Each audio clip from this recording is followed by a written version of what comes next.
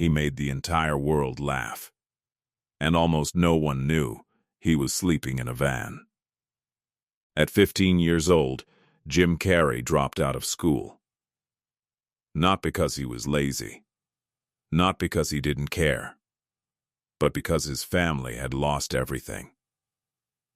The house, the stability, the floor beneath their feet, and young Jim, a teenager who should have been worried about homework, was waking up every morning in a Volkswagen van parked on someone else's lawn. But even then, even in that darkness, he was practicing his funny faces in the window reflection. Because making people laugh wasn't just a dream for Jim Carrey.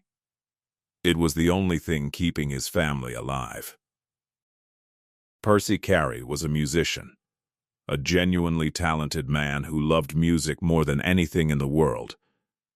But one day, fear got louder than his dream. So he put down his instrument and picked up a safer job, an accounting job. He told himself, this is the responsible thing to do. And for a while, it worked. Until it didn't. Percy lost that job, and when he did, the family had nothing left to fall back on.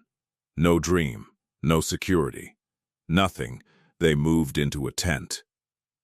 Then a Volkswagen van. Parked on a relative's lawn in the freezing Canadian winter.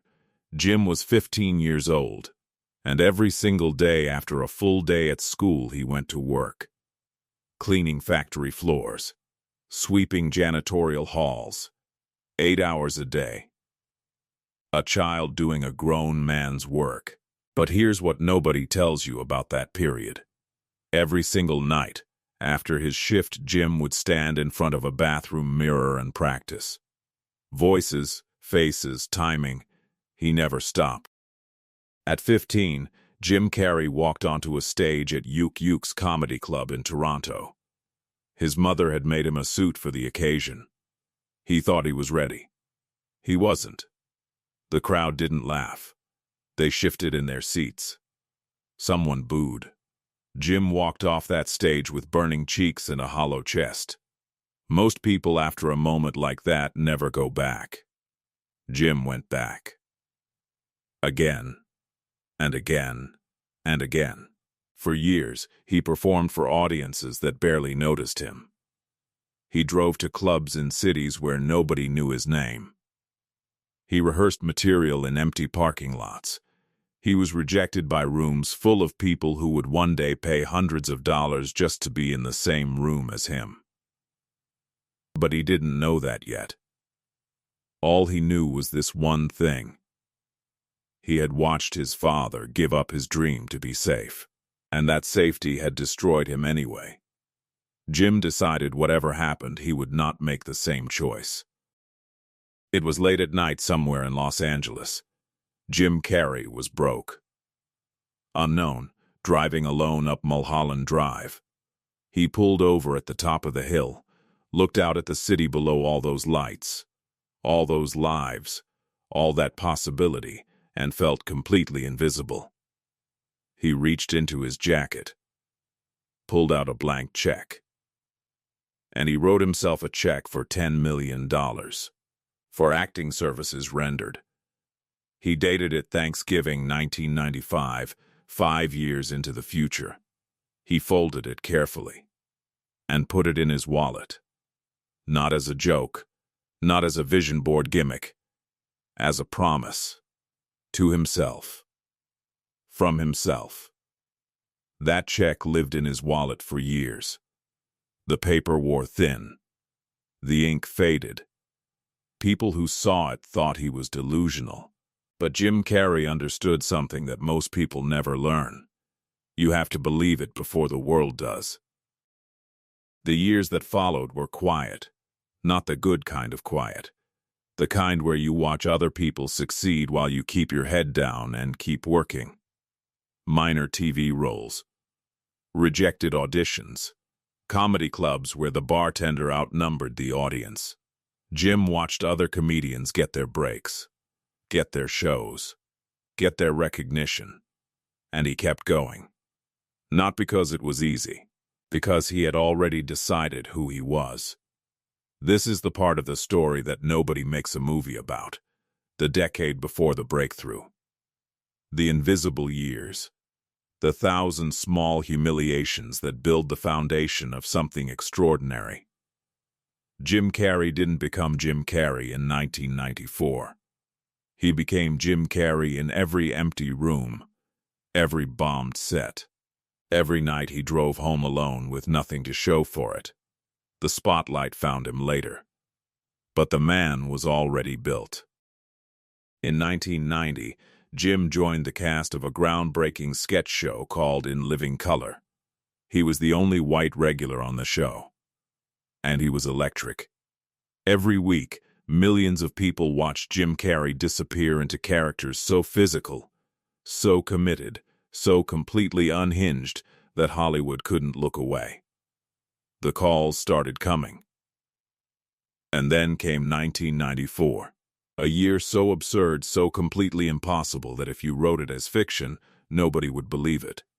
Ace Ventura, Pet Detective. February 1994. The Mask, July 1994. Dumb and Dumber, December 1994. 3 films, 3 blockbusters. 12 months. Jim Carrey went from struggling comedian to the highest-paid actor on earth so fast that even he couldn't fully process it. And for The Mask, his fee was exactly $10 million. He called his father. "Dad, I did it." The number on the check. It had come true. But here's the thing about getting everything you ever wanted. It doesn't always feel the way you thought it would. Jim Carrey stood on top of the world. And he looked around. And something was missing. He began battling depression. Quietly, privately, for years he took prescription antidepressants. And one day, he stopped. He said, "I think they rob you of your full emotional spectrum. I'd rather feel the full wave of life, even the pain, than feel nothing at all." The world was watching Jim Carrey laugh. Nobody was watching Jim Carrey break. He lost people he loved. His girlfriend. His father. Friends. He said later that every loss cracked something open in him that he didn't know how to close. And the cameras kept rolling. And the crowds kept cheering. And Jim kept showing up. Because that's what you do when the mask becomes so familiar you forget there's a face underneath it. In 2014, Jim Carrey stood in front of a graduating class at Maharishi University. He wasn't there to be funny. He looked out at those young faces full of hope, full of fear, and he told them the truth. He said, "My father could have been a great comedian." But he didn't believe that was possible for a person like him. So he made a safe choice. And that safe choice failed anyway. He paused. You can fail at what you don't want. So you might as well take a chance on doing what you love. The room went silent. Because everyone in that room, everyone watching that speech on a screen had a version of Percy Carey living inside them. The voice that says, "Be careful. Be realistic. Be safe."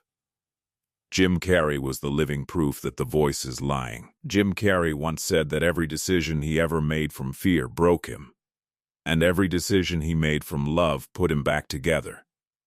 He made people laugh so they wouldn't have to feel alone in the dark. Because he had been alone in that dark. In a van. On someone else's lawn. With no floor beneath him. And he knew what that silence sounded like.